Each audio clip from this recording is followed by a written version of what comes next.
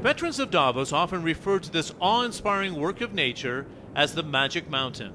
The name, the title of an early 20th century novel by Thomas Mann, talks about life in this alpine resort. In it, he reflects the mysteries of time in this awe-inspiring setting. That spirit still lives atop the Magic Mountain today at what is now the Vault Hotel. Hello, Thanks for this. John. Welcome in my hotel. Thank you very much. Thanks. The people come for 100 years ago in my hotel in Davos, Magic Mountain, for contemplation, recuperation, and reflection. And since the late 20th century, it's all about networking on the grandest scale. I first came up to the Magic Mountain in 1990 as a relatively junior correspondent, 2 months after the fall of the Berlin Wall. It is arguably then that the World Economic Forum became a mainstay on the global calendar. The fall of apartheid featured high on the Davos agenda. So did the opening up of China with players from East and West. In 1994, Yasser Arafat and Shimon Peres shared the stage. The World Economic Forum, as the saying goes, was at the right place at the right time. Well, Thomas Mann wrote about the complexity of time in the 1920s.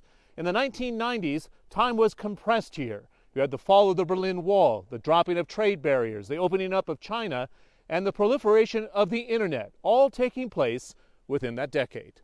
Well, of course, for any individual participant, it's the fact that all the other participants are there. And so they do a good job without question.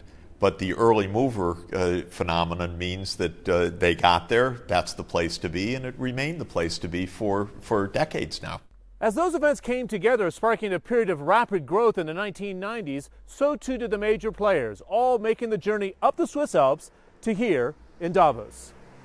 Michael Bloomberg with Bill Gates, U.S. President Bill Clinton, and to spice things up, rock stars and actors turned activists. This plenary hall in Davos has welcomed countless political leaders and business executives during the internet booms and the banking bust, in the midst of a Middle East crisis and even 2 Gulf wars. But it's that interplay between geopolitics and business during the best and worst of global events which keeps the World Economic Forum relevant, allowing this setting at the base of the Magic Mountain to endure the ongoing complexity of our times. John Defterios, CNN, Davos.